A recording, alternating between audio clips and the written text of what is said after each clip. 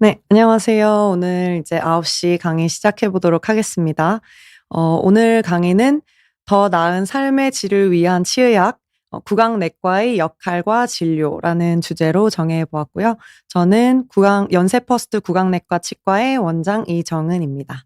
반갑습니다. 네. 오늘 제가 이 주제를 강의 주제로 설정한 이유는요. 사실 구강내과라는 과목이 좀 생소하신 분들도 많이 계실 거고, 저희 구강내과에서 어떤 진료를 하는지, 그리고 구강내과에 내원하시면 어떤 치료를 받으실 수 있는지 그런 부분에 대해서 대략적으로 소개해 드리려고 합니다. 그래서 오늘 구강내과에 대한 질문들 함께 채팅창에 적어 주시면 질문에 대한 답변도 같이 드릴 예정이니까 많은 참여 부탁드리고요. 일단 저희가 구강내과라는 과목을 소개하기에 앞서서 구강내과는 사실 치과의 한 분야인데요. 우리가 일반적으로 치과에 갔을 때 어떤 진료를 받으실 수 있는지 생각을 해 보시면 제가 아래 적어 놓은 요런 치아 진료들 위주로 생각을 하게 됩니다. 뭐 발치나 임플란트 혹은 보철 수복 같은 뭐 씌우거나 뭐 치아를 떼우거나 요런 치료들, 혹은 이제 신경 치료, 잇몸 치료, 교정 치료, 뭐 미백 치료, 그리고 요즘은 라미네이트 같은 심미 치료도 하시게 되고, 스케일링, 뭐 불소도포, 실란트 이런 예방 치료 많이 하시게 되는데요. 혹시 이것들 외에 다른 진료를 치과에서 받으실 수 있다고 생각해 보신 적이 있으실까요? 저희 구강내과는 이런 치아 진료 이외에 치과에서 꼭 진료를 해야 하는 그런 과목들을 위주로 치료를 하고 있습니다. 그래서 우리가 일반적으로 어느 과를 가야 할지 잘 모르겠는 상황들, 그런 것들을 저희가 몇 가지 예시를 들어 드릴 텐데요. 입 벌릴 때 턱에서 딱 소리가 나거나 입이 잘 안 벌어지거나, 혹은 턱이 아파서 씹기가 힘든 경우 어느 과로 가셔야 할까요? 뭐 저희 보통 정형외과 같은 데 많이 가시기도 하고, 한의원 같은 데 가시기도 하죠. 근데 일반적으로 정형외과는 이제 턱 관절보다는 훨씬 큰 관절들, 예를 들어 뭐 무릎이나 아니면 고관절이나 뭐 요런 관절들을 위주로 보시다 보니 턱 관절에 대해서는 자세한 설명을 듣기가 좀 어려운 경우들이 있습니다. 요런 경우, 혹은 이제 잘 때 이갈이가 너무 심하다, 고런 경우에 이제 치과에 가셔서 많이 상담을 하시게 되는데요. 치과 가셨을 때 이갈이는 어쩔 수 없습니다. 그냥 요런 설명들만 들으셨던 분들, 혹시 치료 방법은 없는지, 혹은 잘 때 코골이나 수면 무호흡이 있는 분들, 어 수면 무호흡이 있어서 뭐 이비인후과나 신경과 같은 곳에 가셔서 진료를 받아본 경험이 있으신 분들은 양압기 치료를 설명을 들으셨을 거예요. 근데 양압기 치료가 좀 번거롭다거나 무섭다거나 고런 분들, 혹시 다른 진료 방법은 없을지, 요런 분들. 혹은 이제 구내염에 관련해서 구내염이 너무 오랫동안 안 없어지거나 뭐 매운 음식을 못 먹을 정도로 입안이 따갑고 혀가 화끈거리고 입이 너무 마른다, 요런 분들도 사실 치과나 이비인후과에서 명확한 답을 받기가 좀 어려웠던 분들 계실 겁니다. 그리고 또 치아는 괜찮다는데 얼굴이 찌릿찌릿 아프거나 입안 전체가 불편하거나 이유 없이 잇몸 전체가 아프거나, 혹은 이제 턱이 뭉치고 아파서 두통까지 생긴다, 요런 케이스 환자분들이 "어느 과를 가야 할지 모르겠다."라고 하시는데요. 요런 분들이 모두 구강내과에서 진료하는 과목들입니다. 그래서 저희가 이제 구강내과를 쉽게 설명을 드리자면 저희 치과와 의과의 연결고리를 해 주는 그런 과라고 생각을 하시면 되는데요. 치과에 뭐 입안이 아파서 내원한 환자분인데 실제로 치과에서 봤을 때 치아 문제가 아니라서 다른 질환이 어떤 질환인지를 감별을 진단을 해야 된다, 고런 경우에 일반 치과 선생님들께서 저희 과로 의뢰를 주시고요. 그리고 또 병원에 의과에 내원하신 환자분인데 이 질환의 원인이 뭐 턱의 교합이라든가 아니면 '치아 문제가 원인인 것 같다.'라고 의심이 되시는 경우에 저희 구강내과로 보내주시면 저희가 이제 질환의 진단을 감별을 해서 진료를 하게 됩니다. 그래서 이처럼 구강내과가 치과와 의과의 전반적인 어떤 연결고리로서의 역할을 하게 되는데요. 대표적인 구강내과의 진료 분야는 아까 말씀드린 이제 턱관절 질환이 구강내과의 진료 분야로 들어 있고요. 그 외에 이제 구내염이나 구강 건조, 입마름 같은 연조직 질환, 그리고 이제 3차 신경통이나 두통 같이 얼굴 쪽에 있는 안면 통증 질환인데 치과 쪽이나 의과 쪽에서 이제 진단이 좀 잘 안 되거나 원인을 모르는 안면 통증 질환들 고런 것들이 구강내과의 진료 분야에 속해 있고요. 그리고 코골이 수면무호흡이나 이갈이 같은 이제 수면에 관련된 치의학 분야에 있어서도 치료를 입안에 끼는 장치 치료 같은 식으로 하게 되면 고거는 이제 구강내과에서 전문적으로 진료를 하는 분야가 되겠습니다. 그리고 또 그 외에도 사실 법치의학 분야도 구강내과의 전문 분야거든요. 그래서 저희 그 국립과학수사원에 계시는 치과의사 선생님들이 모두 이제 구강내과 전문의 선생님들이 많이 계신다라고 알고 계시면 될 것 같습니다. 그래서 이렇게 구강내과가 굉장히 다양한 질환들을 보다 보니까 사실 어떤 질환들을 보는지 잘 모르실 수 있어서 제가 세세하게 오늘 케이스를 몇 가지 소개를 시켜드리면서 안내를 드리려고 합니다. 그래서 첫 번째로는 이제 아까 말씀드렸던 이제 구내염이나 구강건조 같은 이제 연조직 질환을 보는 클리닉이 구강내과에 속해 있는데요. 우리가 연조직 질환이라고 하면 아프타성 구내염 같이 우리 입안에 헐어서 나는 구내염도 있겠지만 그 외에도 이제 구강 내 곰팡이균 감염, 칸디다증 혹은 그 외에 다른 바이러스나 세균 감염 질환들 그리고 또 구강 내 편평태선이나 천포창, 유천포창 이런 자가 면역 질환들도 구강 내에 생기게 됩니다. 그런 것들도 이제 구내염 점막 질환으로 구강건조 클리닉에서 보고 있는 거고요. 또 구강건조증이랑 침샘 질환도 이제 구강내과에서 보는 분야입니다. 그래서 구강건조와 함께 동반해서 이제 쇼그렌 증후군이라고 하는 전신에 나타날 수 있는 자가 질환, 자가 면역 질환 보고 있고 또 침샘에 염증이 있거나 뭐 타석 때문에 도관이 막히거나 이런 것들 구강내과에서 진단을 하고 있습니다. 그 외에도 이제 안면 쪽 그리고 입안에 구강 통증이나 이상 감각에 대한 진료도 구강내과에서 하고 있습니다. 구강내과에서 이런 전반적인 진료들을 하는 이유는 우리 입안이 우리 전신 건강 상태를 보여줄 수 있는 가장 좀 쉽고 빠른 통로가 될 수 있기 때문인데요. 구강 내 구강 내 증상으로 전신 상태를 진단할 수 있는 몇 가지 역사적인 사례를 좀 설명드리려고 합니다. 첫 번째로는 저희가 우리 입안에 비타민이 부족했을 때 입안에 나타나는 증상들이 있죠. 그중에서 가장 대표적인 게 비타민 C가 많이 결핍이 되면 우리 괴혈병이라고 하는 입안에 출혈을 동반하는 굉장히 심각한 질환에 이를 수 있는데요. 사실 이 괴혈병이 옛날 18세기에는 굉장히 흔한 질환이었습니다. 요때는 이제 유럽에서 우리가 이제 그 해군들이 굉장히 전쟁을 많이 했었죠. 그러다 보니까 해군이나 선원들이 오랜 장기간 동안 이제 바다에 나가서 제대로 된 영양 섭취를 받지 못하고 장기간 동안 지내다 보면 이런 괴혈병이 걸려서 굉장히 많이 죽거나 힘들었던 그런 시기가 있었는데요. 요거를 해결하기 위해서 우리 그 제임스 린드라고 하는 이분이 영국의 해군 군의관이십니다.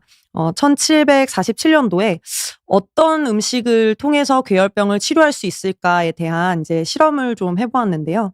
이 괴혈병 증상이 잇몸에서 피가 나고 잇몸이 붓고 그러면서 이가 다 흔들리면서 다 빠져버리고 구취와 궤양이 나타나는 그런 질환인데 다양한 음식군들 중에서 뭐 오렌지나 라임 요런 과일들을 먹었을 때 이런 괴혈병을 예방할 수 있더라라는 것을 알아내게 되고 영국은 이제 이 괴혈병을 치료할 수 있는 예방할 수 있는 방법을 알았기 때문에 다른 나라들에 비해서 훨씬 이제 해전에서 유리한 입지를 선점을 할 수 있었죠. 그래서 대영 제국이 건립이 되고 요런 식으로 이제 역사가 바뀌는 계기가 되었던 역사적인 사건인데요.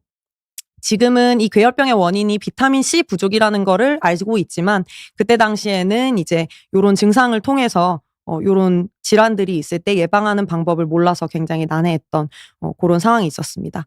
그래서 이처럼 이제 잇몸에 출혈이 난다는 것이 사실은 입 안에만 출혈이 나는 거는 아니었을 거예요. 이 몸 안 모든 장기 안쪽에서도 다 출혈이 나고 있었을 텐데 우리가 장기 내에서 나는 출혈이나 궤양은 뭐 내시경을 보거나 아니면 뭐 MRI를 찍거나 혹은 이제 개복 수술을 해서 직접 열어보지 않는 이상은 장기 내에 있는 출혈을 확인하는 것이 굉장히 어렵습니다. 그런데 입 같은 경우에는 그냥 입만 벌려보면 출혈이나 점막 상태를 확인할 수 있기 때문에 입안 증상을 확인을 좀 관심을 갖고 확인하는 것이 우리 전신 상태에 대해서 미리 진단하고 치료할 수 있는 굉장히 좋은 통로가 된다는 것을 알려주는 그런 계기가 되는 사건이었습니다. 그래서 이런 괴혈병 같이 어떤 영양소가 부족해서 나타나는 구강 질환 외에도 구강에서 나타날 수 있는 이제 그 질환들 중에 또 가장 대표적인 것들이 성병입니다. 성병 중에서도 좀 특징적인 구강 증상을 보이는 성병이 매독인데요. 현대에는 매독이 항생제가 굉장히 잘 개발이 됐기 때문에 매독 치료가 크게 어렵지 않은데 예전에는 요것도 마찬가지로 이제 페니실린이 개발되기 전에는 매독 자체가 치료하는 게 굉장히 어려웠습니다. 그래서 매독의 감염 자체를 예방하고 차단하는 것이 필요했는데 구강 내에 매독의 특이한 증상들이 있기 때문에 좀 진단을 할 수 있었던 그런 계기들이 있었고요. 1858년에 조나단 허친슨이라는 의사가 발견한 이제 증상들인데요. 먼저 선천 매독, 이제 모체가 엄마가 매독이 걸린 상태로 태아를 임신을 하게 되면 태아에게 이 매독균이 옮아가면서 치아 발달에 영향을 주게 됩니다. 그렇게 되면서 나타나는 증상들이 허친슨 치아라고 하는 이런 앞니가 요렇게 뾰족뾰족하게 나타나는 요런 치아, 혹은 이제 어금니가 요런 식으로 이제 베리 모양, 그 포도송이 같이 이제 그 오디, 뽕나무 열매 같이 뽀글뽀글하게 발달하는 요런 증상들을 특징적으로 보인다라는 것이 보고가 되었었고요. 그리고 매독 같은 경우에 그냥 걸린 사람의 입장에서도 1기, 2기, 3기 진행이 되면서 특이적인 어떤 구강 소견을 보이게 됩니다. 그래서 이런 증상들이 지금은 사실 요런 증상이 있으면 빨리빨리 이제 검사를 해서 진단을 할 수 있었지만 옛날 같은 경우에는 입안 증상이 이런 걸 진단을 하는 거의 유일한 통로였다라고 보실 수 있겠습니다. 그래서 현대에는 구강 내에 이런 증상이 있으면 이대로 그냥 두거나 넘기지 않고 추가적인 검사를 통해서 정확한 진단을 할 수 있게 되었습니다. 그래서 구강내과에서 구내염을 진단하고 치료하기 위해서 뭐 혈액 검사라던가 조직 검사, 그리고 세균 배양 검사, 그리고 그 외에 이제 혹시나 뼈에 경조직에 침범을 했는지 확인하기 위한 방사선 검사도 잘 하고 있고요. 그리고 이제 아까 말씀드렸던 구강 건조에 대해서 이제 타액 분비량을 검사하거나 타액선, 침샘 자체의 기능을 확인하기 위해 타액선 스캔 검사, 요런 것들을 같이 병행을 해서 정확한 질환을 진단을 하게 되고요. 그리고 요거에 대한 치료 방법도 뭐 약물 치료나 레이저를 이용한 물리 치료, 혹은 이제 병소의 제거가 필요한 경우에는 레이저로 이제 태워서 없애거나 수술적으로 절제하거나 요런 식으로 이제 구강 내 염증을 치료하게 됩니다.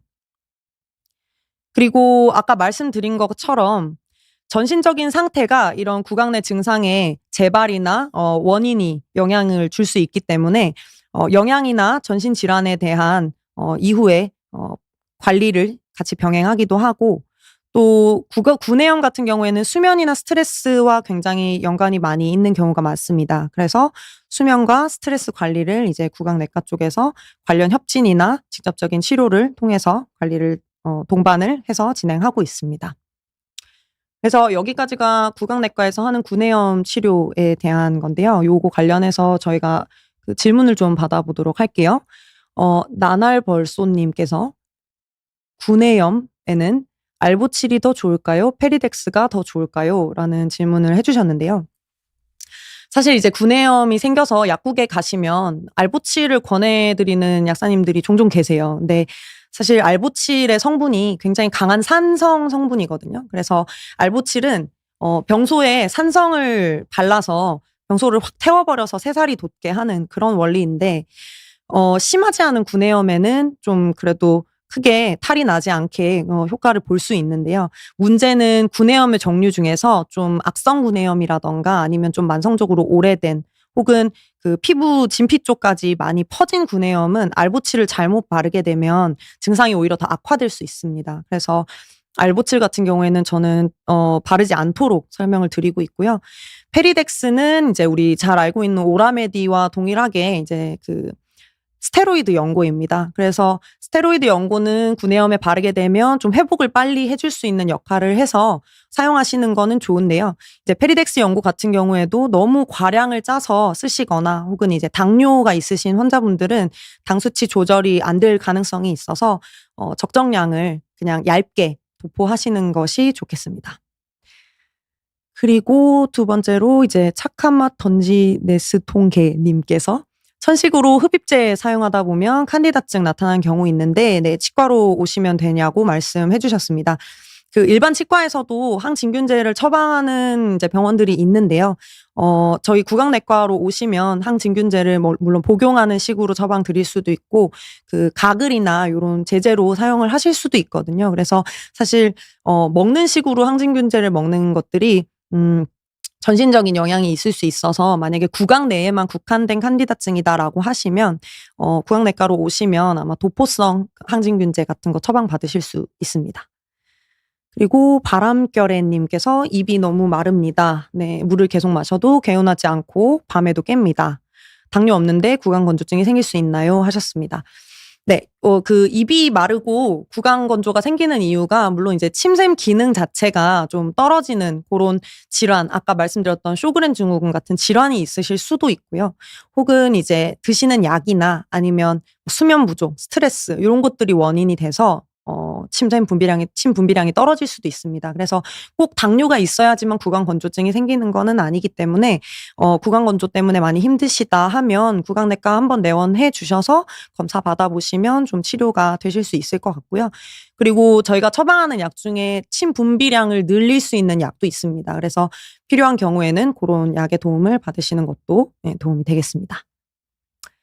그리고 평소처럼 그대로님께서 치아는 멀쩡한데 특정 치아가 계속 아픕니다. 신경치료를 해야 한다고 했다가 다른 치과에서는 아니라고 했다가 구강내과에 가면 알 수 있을까요? 해주셨습니다. 네, 이거 나중에 제가 이제 한 세 번째 파트에서 말씀드릴 건데 이게 아까 말씀드렸던 구강내과에서 이제 보고 있는 안면 통증 치료 분야의 이제 케이스입니다.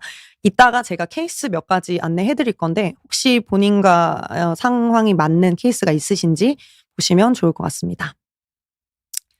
그리고 마음 편한 하루님. 입안에 하얀 반점이 생겼다가 없어지기를 반복합니다. 구강암 초기일까 걱정됩니다.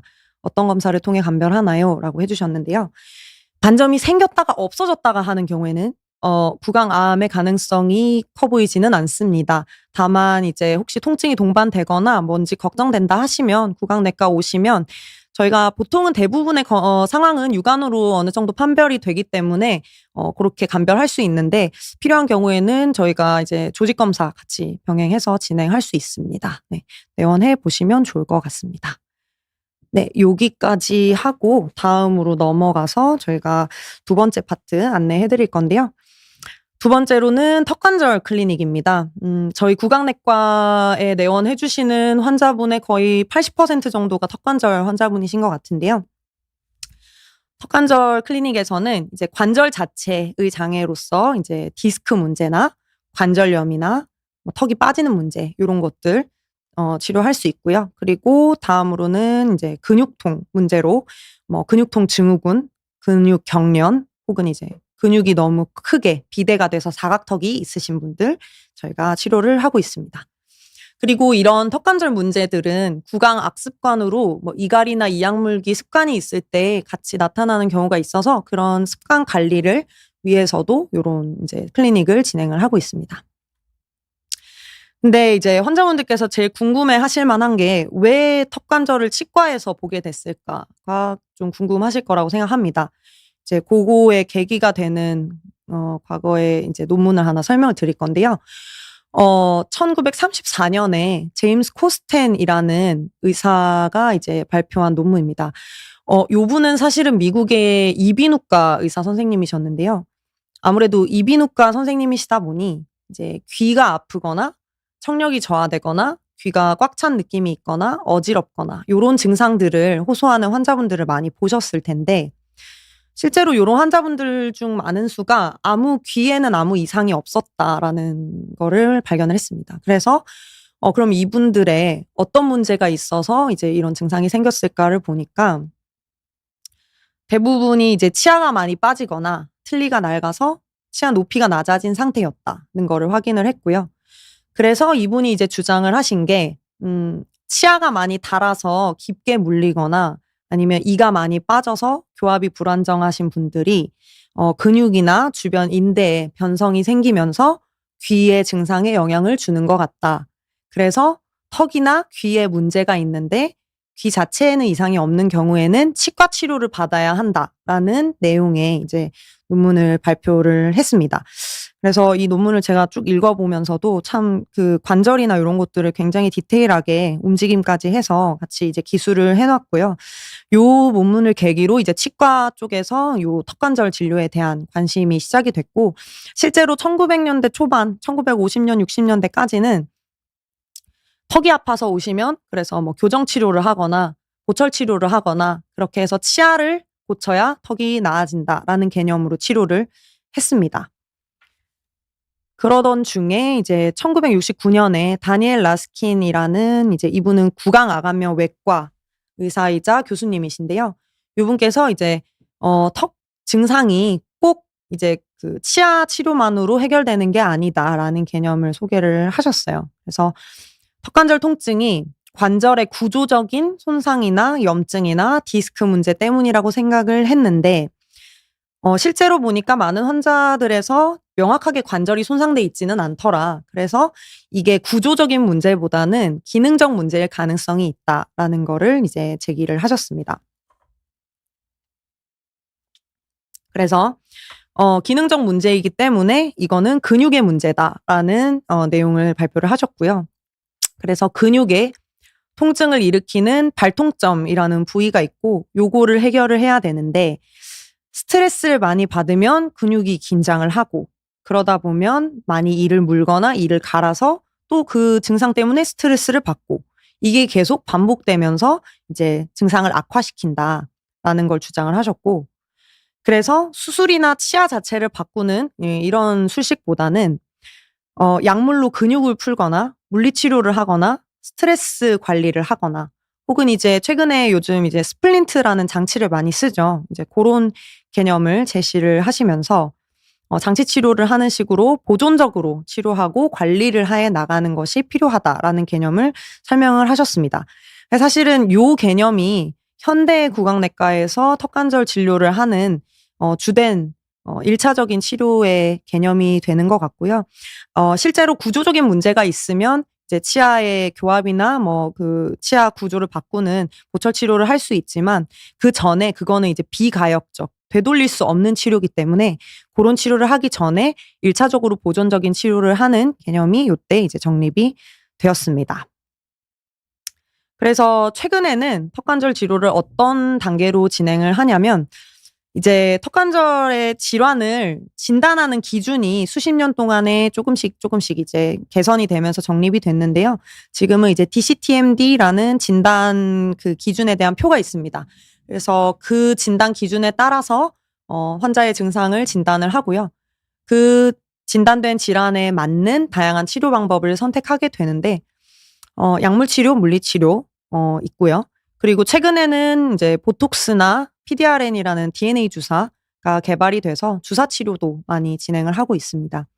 그리고 관절 내에 염증이 차 있는 경우에는 그 염증을 씻어내기 위해서 세정술 진료를 하고 있고요. 그리고 아까 말씀드린 스플린트 장치 치료도 장치가 굉장히 이제 다양화되고 케이스에 따라서 서로 다른 장치들을 환자분에게 맞게 적용시켜서 진행을 하고 있습니다. 그리고 바이오 피드백이라는 개념이 있는데 요거는 이제 우리가 본인이 이를 무는 습관, 이갈이를 하는 습관 혹은 턱을 괴거나 턱에 안 좋은 습관을 한다는 거를 인지를 하고 그러면 그 습관을 스스로 조절을 할 수 있도록 그렇게 도와주는 그런 치료를 진행하기도 합니다. 그리고 아까 말씀드린 것처럼 이런 이제 구강내나 턱관절 증상들이 꼭 턱 자체에만 한정된 게 아니고 다른 질환들과 연계돼서 나타날 수 있기 때문에 관련 의과로 협진을 하기도 하는데요. 저희가 이제 귀 문제인 경우에는 이비인후과로 보내기도 하고 관절염 같은 경우에는 이제 다발성으로 전신에 다른 관절에도 영향을 주는 경우가 있어서 류마티스 내과나 정형외과 쪽에 의뢰를 하기도 하고요. 그리고 수면이나 스트레스가 요런 증상에는 굉장히 영향을 많이 줍니다. 그래서 정신건강의학과로도 협진을 하게 되고 그 외에 뭐 신경과, 통증의학과, 뭐 재활의학과 모두 함께 이제 저희가 협진을 보내는 과들이라고 생각하시면 되겠습니다. 그 외에도 아까 이제 제임스 코스텐의 개념으로 이제 교합의 개선이 필요한 경우에는 교정과나 보철과나 구강암여외과처럼 이제 다른 치과들에도 저희가 협진을 보내게 되고 있습니다. 그리고 최근에는 이제 디지털 치약이 많이 개발이 되면서 CT도 굉장히 입체적으로 인제 다각도로 확인을 할 수 있도록 많이 발전이 되고 있고요. 그리고 아까 말씀드린 장치 같은 경우에도 예전에는 우리 알지네이트로 이제 직접 본을 떠서 석고 모형에서 만드는 식으로 해서 시간도 많이 들고 좀 정확도도 떨어졌는데 최근에는 이런 스캔 기술이나 캐드캠으로 이제 컴퓨터로 디자인을 해서 나오는 장치들이 생기면서 정밀도도 좀 더 높아지고 그리고 장치를 만드는 데 드는 시간도 굉장히 축소시킬 수 있는 고런 식으로 개발이 진행이 되고 있습니다. 네, 그래서 여기까지 해서 저희가 질문 좀 더 받아볼 건데요. 시크릿 정원님, "구강내과가 치과랑 다른가요? 어떻게 다른가요?" 라고 질문을 주셨는데요. 구강내과는 그 치과의 전문 과목 중에 하나입니다. 뭐 치과도 치과 보철과, 뭐 보존과, 교정과, 뭐 소아치과 등등 여러 과가 있잖아요. 그 과 중에 하나로 구강내과가 있는 건데 아까 인제 강의 제일 처음에 말씀드린 것처럼 다른 치과들은 치아와 치아 주변 구조물을 봅니다. 근데 구강내과는 치아 외에 그러니까 치아 자체 문제가 아닌 입안에 생기는 모든 문제를 본다고 생각하시면 됩니다. 그래서 오늘 제가 이제 설명드리고 있는 것들이 구강내과에서 어떤 과목을 보는지를 안내 드리고 있고 지금 치과에 갔는데 분명히 이거는 치과에서 볼 법한 내용인데 치과에서 내가 명확한 답을 얻지 못했다라고 하시면 구강내과에 내원해 보시면 좀 많은 도움을 받으실 수 있을 거라 생각합니다. 다음으로 메투스 님께서 "이갈이는 아직도 치료가 불가인가요?" 라고 말씀해 주셨는데요. 요거 관련해서 요 다음 슬라이드에서 설명드리겠습니다. 이갈이랑 코골이 치료도 이제 구강내과에서 진행을 하게 되는데 먼저 이갈이와 코골이를 치료하려면 이갈이와 코골이가 왜 생기는지를 알아야겠죠.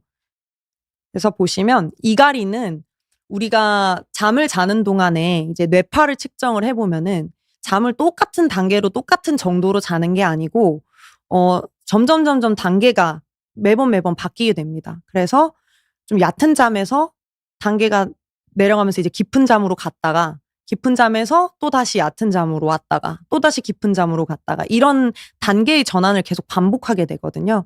근데 그런 수면 단계가 바뀔 때 뇌가 잠깐 깹니다. 그래서 미세각성, 잠깐 깼을 때 무의식 중으로 턱의 움직임이 생기는 거. 그게 이갈이가 되거든요. 그래서 이갈이는 뭐 치아 자체의 어떤 문제라기보다는 뇌가 잠깐 깨면서 치아에 보내는 신호 때문에 생기는 거기 때문에 이갈이 자체를 없애려면 그 뇌에서 가는 신호를 차단을 해야 됩니다.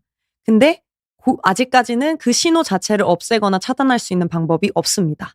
물론 이제 뇌 신호를 줄이도록 뭐 어떤 도파민 제제나 약물 치료를 쓸 수는 있겠지만 그거는 배보다 배꼽이 더 큰 치료입니다. 도파민제를 함부로 썼다가 부작용이 훨씬 더 많이 생길 수 있기 때문에 이갈이는 없앨 수는 없다고 생각하셔야 됩니다.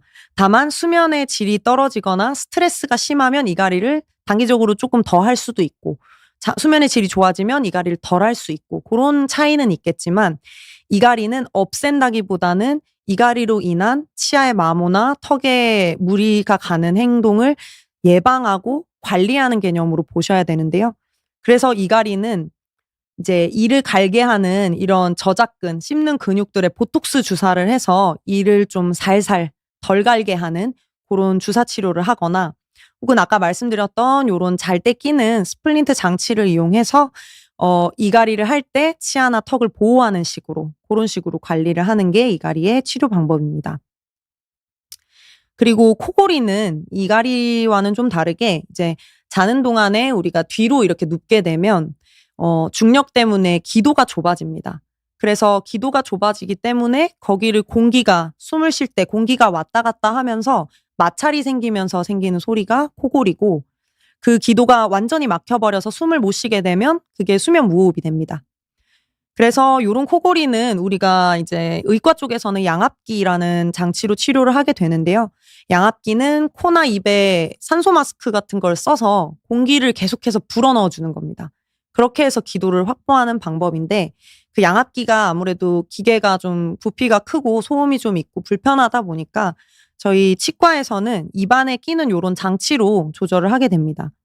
그래서 턱이 중력에 의해서 뒤로 이렇게 들어가면서 기도가 좁아지는 거를 입안의 위아래로 이렇게 장치를 껴서 턱을 내민 상태로 유지시켜 주면 기도가 확보되는 요런 원리로 코골이 치료를 치과에서 하고 있습니다.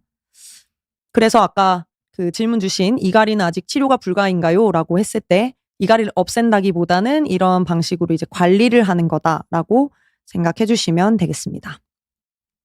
그리고 다른 질문 조금 더 받아볼게요.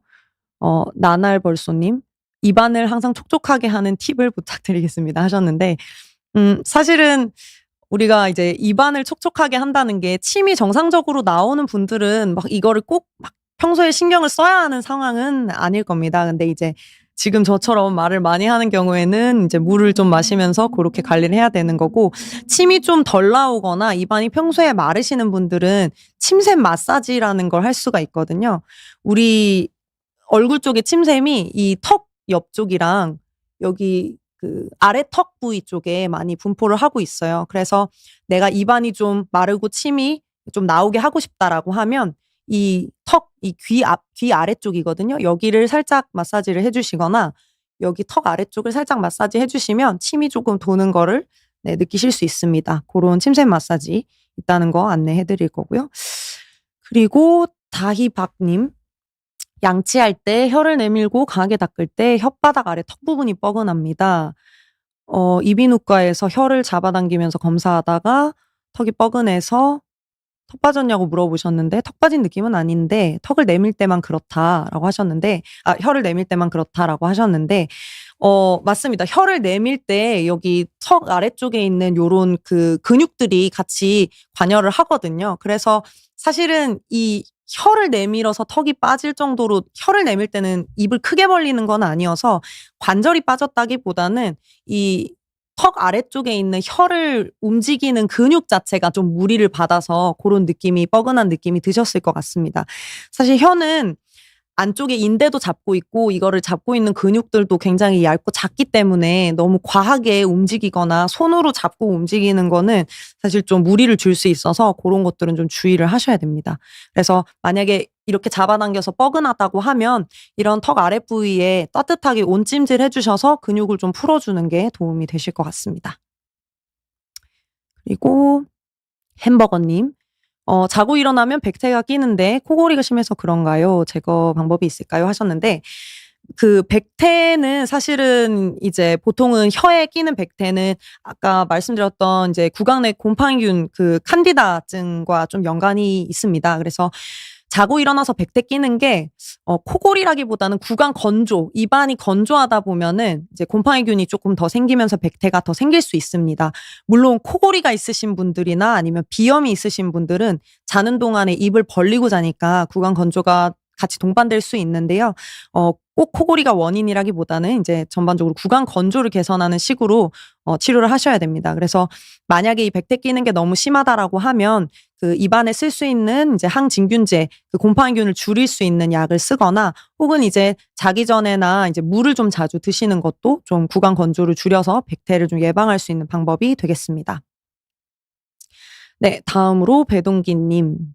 안면마비 증세로 얼굴이 삐뚤어진 경우에 구강내과 치료를 받을 수 있나요? 물어보셨습니다. 안면마비도 여러 가지 원인이 있을 수 있는데요. 이제 그 신경절 자체가 이제 어떤 바이러스나 감염이나 요런 것 때문에 일시적으로 오는 안면마비 같은 경우에는 이제 그런 원인이 되는 바이러스를 좀 치료를 하거나 하는 식으로 들어갈 수 있어서 1차적으로 이제 구강내과에서 약물 치료를 해볼 수 있는 부분이 있고요. 만약에 안면마비 자체가 신경이 뭐 끊어지거나 신경 자체 손상이다라고 하면 그거는 이제 구강내과에서도 약물 치료할 수 있지만 정확하게 보시려면은 신경과나 신경외과 쪽으로 저희가 협진 의뢰를 드려서 보기도 합니다. 그리고 사실 안면마비라고 말씀은 하시지만 이게 마비 증상까지는 아니고 예를 들어 그냥 한쪽 근육이 좀 불편해서 마비라고 느끼시는 고런 경우도 있거든요. 고런 경우에는 저희가 감별 진단을 해서 뭐 원인이 될 만한 통증 요소나 불편감을 해결을 해 드리면 해결을 할 수 있는 부분이기도 합니다. 그래서 안면 마비도 종류가 여러 가지가 있기 때문에 오셔서 한번 상담해 보시면 좀 도움을 받으실 수 있겠습니다. 네. 그리고 다음으로 이제 넘어가서 네 강의를 진행을 해 볼게요. 네. 그래서 요 다음으로 제가 설명드릴 부분이 안면 통증 클리닉입니다.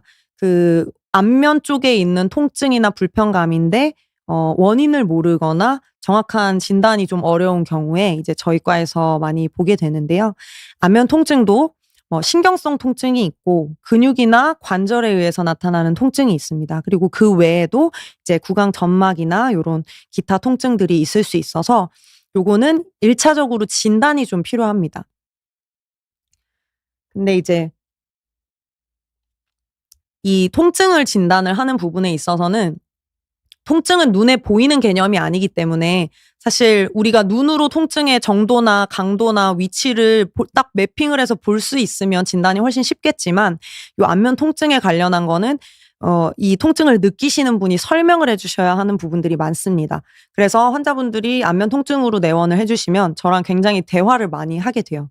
그래서 요 클리닉에 대한 것들은 제가 안면 통증 사례들을 보여드리면서 요런 증상이 어떤 질환으로 진단이 됐는지 하나씩 설명을 드릴 텐데요. 아까 질문 주신 분들 중에서도 이제 "이가 아프다. 원인을 모른다." 요런 분들 혹시 본인에게 해당되는 증상이 있는지를 보시면 도움이 될 것 같습니다.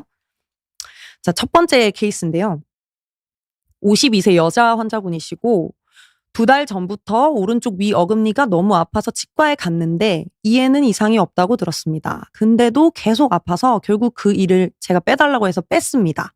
그랬더니 이제 그 바로 앞에 치아가 똑같이 아파요. 라고 하셨습니다. 그래서 어디가 어떻게 아프냐 여쭤봤는데 찬바람이 닿거나 세수할 때 찌릿하게 아픕니다. 하셨고 그리고 저희가 이제 통증 강도를 물어볼 때 통증 강도를 숫자로 설명해 달라고 말씀을 드리거든요. 하나도 안 아픈 게 0점. 그리고 상상할 수 있는 최악의 통증이 10점이다라고 하면 지금 그 통증이 몇 점 정도세요? 라고 물어봅니다. 8점이라고 하셨으면은 거의 살을 찢는 듯한 고통이거든요. 고런 심한 고통이 1-2초 정도 생겼다가 없어집니다. 라고 하셨어요. 그리고 한 번 아프고 나면 한동안 괜찮다가 20분 있다가 또 다시 아프다라고 하셨습니다. 요 증상을 보고 저희는 요거를 3차 신경통으로 진단을 했습니다. 그래서 3차 신경통이라는 질환에 맞는 약물 치료가 있어요.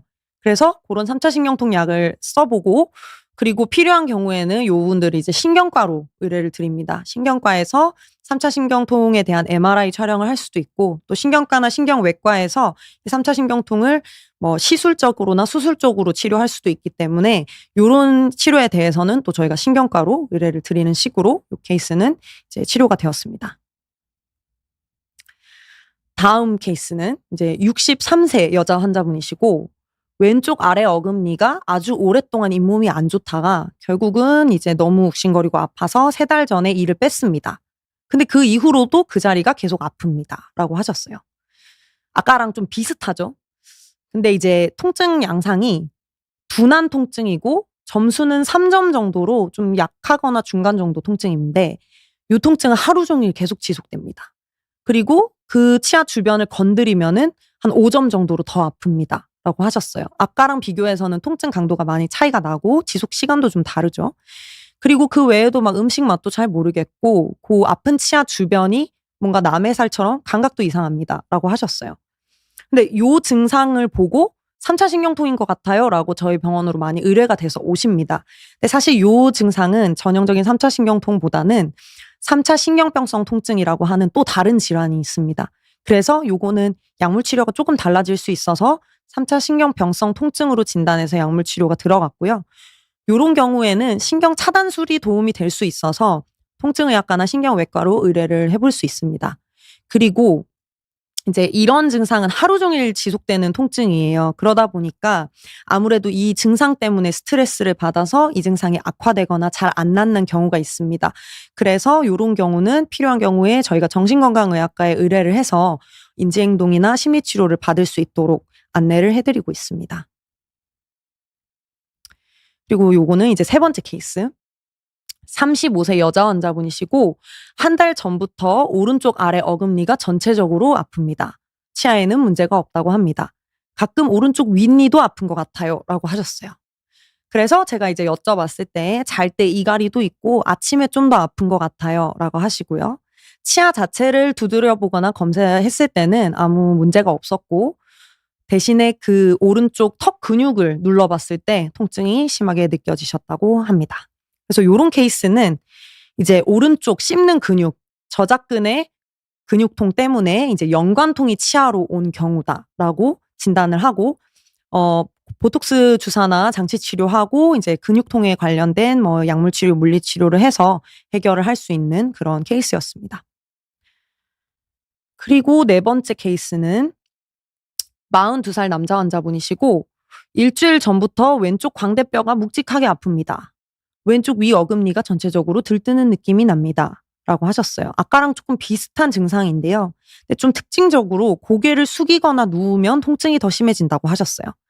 그래서 여쭤봤더니 평소에 비염도 있고 입에서 좀 비릿한 냄새가 날 때도 있다고 하셨고요. 왼쪽 위 어금니 두드렸을 때 통증은 없었는데 뭔가 두드렸을 때 전체 치아가 좀 울리는 느낌은 있다라고 하셨어요. 요것도 근육통으로 좀 의심이 될 수도 있는 상황인데 이 고개를 숙이거나 누울 때 통증이 심해진다는 증상이 있어서 요분은 이제 CT를 찍어봤습니다. 그랬더니 여기 이제 상악동이라고 하는 이제 코 옆에 뒤로 있는 이제 공간인데요. 오른쪽 보시면 까맣게 보이죠. 여기는 상악동이 비어 있는 건데 왼쪽은 상악동이 염증으로 꽉 차 있었습니다. 그래서 왼쪽에 염증이 차서 광대 쪽으로 이렇게 압력이 느껴져서 통증이 있었던 거다라고 진단을 하고 좌측 상악동염 진단 하에 약물 치료를 하고 빨리 이게 염증이 가라앉지 않는 경우에는 이비인후과에 의뢰를 해서 여기를 이제 염증을 빼내는 그런 진료를 보실 수가 있습니다. 그래서 이렇게 진단을 할 수 있는 케이스였고요. 마지막 다섯 번째는 57세 여자 환자분이시고 6개월 전부터 이분은 이제 혀가 아픕니다. 화끈거리고 떫은 맛이 납니다. 맛도 이상한 것 같고 맵고 뜨거운 음식을 못 먹겠어요. 라고 하셨어요. 통증 강도는 한 2, 3점 정도로 그냥 심하진 않은데 이게 하루 종일 지속됩니다. 근데 특이하게 밥 먹을 땐 괜찮습니다. 그러니까 뜨겁거나 매운 음식이 아니면 오히려 괜찮고 가만히 있을 때 더 불편하다라고 하십니다. 잠도 잘 못 자고 나는 이 혀 불편감 때문에 너무 걱정되고 힘들어서 살기가 어렵다라고 하셨어요. 이게 이제 전형적인 구강 자결감 증후군으로 진단되는 케이스고요. 이런 식사 시에는 괜찮은데 맵고 뜨거운 음식은 불편하고 가만히 있을 때가 더 불편하다. 요렇게 말씀하시는 경우가 구강 자결감 증후군이고 실제로 이런 분들 혀가 아프다고 해서 혀를 보면 아무 이상이 없습니다. 그래서 요런 거는 신경통이라고 봐야 되는 증상이고 요거에 관련된 약물 치료를 하게 되고요. 그리고 요거는 이제 이 입안 자체 점막이 이제 굉장히 예민해져서 나타나는 증상이기 때문에 생활 습관을 교정하는 식으로 이 자극이 되는 요소를 피하고 혹시나 구강 건조나 수면이나 스트레스 같은 것들이 더 악화 요인이 될 수 있어서 요런 것들을 이제 해결을 해주는 치료가 필요합니다. 그리고 요것 또한 이제 심리적인 요인이 굉장히 증상의 악화에 영향을 주기 때문에 이거 큰 병 아니다라는 이제 자가 인지를 도와주는 그런 정신건강의학과에 의뢰를 하는 경우도 있습니다. 그래서 이런 식으로 이제 구강 안면 통증 같은 경우는 굉장히 다양한 케이스가 있고 요거에 대해서 진단을 먼저 해야 관련해서 맞는 치료를 할 수가 있기 때문에 이제 좀 경험이 많으신 선생님들께서 상황을 보고 진단을 빨리빨리 해줄 수 있는 게 가장 중요한 포인트라고 할 수 있겠습니다. 그래서 이제 질문 가볼 건데요. 시솔트님, 구강 자결감 증후군이라고 진단을 받으셨는데 특별한 염증 없다고 합니다. 네, 치료를 어떻게 하느냐라고 질문을 주셔서 네, 요렇게 치료를 합니다. 그래서 구강 자결감 증후군은 신경통이기 때문에 신경안정제 계열 약을 쓰게 되는데 신경안정제 계열 약을 너무 과하게 쓰다 보면 의존성이 생길 수가 있습니다. 그래서 이제 저 같은 경우에는 일단은 구강 자결감 증후군으로 의심이 되는 분은 혈액 검사를 통해서 혹시나 이제 이런 것들이 몸 안에 영양소가 부족하거나 이제 어떤 보충을 해줘야 할 부분이 있으면 그런 걸로 해결되는 경우도 있거든요. 그래서 혈액 검사로 원인 요소를 좀 확인을 하고요. 만약에 혈액 검사상에서도 아무 이상이 없다라고 하면 구강 건조가 있는지 수면 문제가 있는지 스트레스가 있는지 요런 것들을 해결을 하면서 그런 약물 치료를 같이 병행을 하는 편입니다. 그래서 구강 자결감 증후군은 완치되기는 그러니까 완전히 없어지기는 좀 어렵지만 그래도 크거나 나쁜 병으로 뭐 예를 들어 암으로 가거나 이런 병이 아니기 때문에 너무 걱정을 하지 않는 것이 제일 중요하고 그리고 병원에 오셔서 조금이라도 도움을 받고 하다 보면 증상이 좀 개선되는 부분이 있으니까 네 내원을 해 보시면 좋을 것 같고요. 네 다음 딸기 바나나 님. "혀 가장자리에 이빨 자국이 생기고 붓는 느낌이 있습니다. 이를 악물거나 이를 갈아서 생길 수 있다고 하는데 통증과 연결될 수 있나요?" 하셨습니다. 음. 이제 치흔이라 그러죠. 혀는 이제 약한 살인데 치아에 오래 눌려 있거나 치아에 이갈이가 심하거나 하면 거기 상처가 날 수 있는데 고거 자체가 물론 구내염이 동반되는 경우에는 아플 수 있고요. 그리고 꼭 구내염이 없더라도 너무 오랜 기간 동안 눌려 있거나 혹은 거기에 이제 아까 구강 자결감 증후군처럼 이제 그 감각이 예민해져 있는 상황에서는 구강 통증이 생길 수 있습니다. 그래서 이빨 자국이 있다고 해서 무조건 병원을 가 보셔야 되는 건 아니지만 통증이 동반된다면 가셔서 좀 진단을 받아 보시는 것이 필요할 것 같습니다. 다음 미미 님께서 "임플란트 짧은 거 심게 되면 문제가 생길까요? 신경이 좀 위로 올라와 있다 해서 고민 중입니다." 요거는 사실 이제 치주과나 인제 구강암 외과 쪽에서 더 전문적으로 보는 분야이시긴 한데요. 신경이 위로 올라와 있으면 임플란트를 이제 충분히 깊은 거를 심기가 좀 어려울 수 있습니다. 오히려 깊은 거 심었다가 뭐 신경통이 생기거나 하면 문제가 더 커지니까요. 그런 경우에는 짧은 거를 심을 수도 있는데 임플란트 자체가 임플란트를 감싸고 있는 뼈가 튼튼하거나 이제 유착이 잘 되면 짧은 걸 심더라도 오랫동안 잘 쓰실 수 있고 위에 보철물 올라가는 것이 이제 잇몸에 너무 무리하지만 않게 디자인이 잘 되면 너무 걱정하지 않으셔도 우리나라 시중에 나오는 임플란트 중에 뭐 과하게 짧아서 금방 빠질 만한 그런 임플란트는 잘 없습니다. 그래서 고거는 주치의와 상의하셔서 하시면 걱정 안 하셔도 될 것 같습니다. 네 마지막으로 생각 많은 밤님. "스트레스를 많이 받으면 턱이 더 아픈 것 같습니다. 어떻게 구분하나요?" 스트레스를 많이 받으면 근육통과 턱관절 장애에 더 영향을 받을 수 있습니다. 근육통 자체도 통증이 이제 통증에 대한 민감도가 올라가면서 통증을 크게 느낄 수도 있고요. 턱관절이 안 좋은 상태에서는 스트레스를 받으면 이제 이갈이나 이약물기가 더 심해져서 턱관절 장애를 더 악화시킬 수도 있습니다. 그래서 요거는 자가 구분은 좀 어려우실 것 같아서 구강내과나 치과에서 진료를 받아보시면 고거에 맞는 인제 치료를 진행하실 수 있으니까요. 고것도 내원을 해 보시면 더 자세히 상담이 가능할 것 같습니다. 네. 마지막 질문 하나만 더 받고 마무리할게요. 올리브 트리 님. "임플란트 아래 어금니 했는데 자주 빠집니다. 임시 때 4 번, 고정 후에 4 번 빠졌어요. 왜 그럴까요?" 이것도 이제 치주 상태에 따라서 환자분들의 상황이 다르기 때문에 제가 이제 뭐 엑스레이나 요런 거 없이 설명드리기는 좀 어려울 것 같은데 임플란트가 빠진다는 게 나사가 빠진다는 건지 아니면 위에 보철물이 빠진다는 건지 고거에 따라서도 좀 다를 것 같고 만약에 나사가 빠지는 거면 잇몸 뼈가 좀 안 좋으실 것 같고 그 위에 보철물이 빠지시는 거면 뭐 보철물에 힘이 가해지는 뭐 고런 것들이 좀 뭐 예를 들어 이 악무는 습관이 너무 가하다거나 고런 것 때문에 빠질 수도 있을 것 같습니다. 그래서 고것도 주치의 선생님과 상의해 보시면은 좋을 것 같습니다. 네. 그래서 이제 오늘 저희가 설명드렸던 이제 구강내과의 진료 분야들을 보시면 대부분이 일상을 방해하는 통증입니다. 구강내과에서 보는 질환들이 뭐 생명의 위협을 이제 뭐 곧 죽을 것 같은 그런 질환들을 본다기보다는 일상을 너무너무 방해하는 고런 통증들에 대해서 저희가 치료 방법을 찾아 드리고 도움을 드리는 거라서 혹시 아직 답을 못 찾지 못한 그런 불편감이 있으시면 구강내과에 한번 내원해 보시면 저희가 좀 도움을 줄 수 있을 것 같습니다. 그래서 저희 이 문구가 저희 병원 대기실에 붙어 있는 문구인데요. 저희 병원의 모토입니다. 그래서 구강내과의 체계적인 진단과 치료로 턱관절 질환 및 안면 통증으로 고통받는 분들께 도움을 주는 빛과 희망이 되고자 합니다. 네, 그래서 구강내과라는 과목을 평소에 잘 모르셨다라고 하시면 주변 분들께도 뭐 턱관절 질환이나 안면 통증이 있다, 구내염이 있다, 나 치료가 잘 안 된다 하시는 분들은 구강내과로 부담 없이 내원을 해 주시면 저희가 도움을 드리도록 하겠습니다. 네. 오늘 늦은 시간까지 같이 함께 해 주셔서 감사합니다. 네. 오늘 강의는 여기까지 하겠습니다.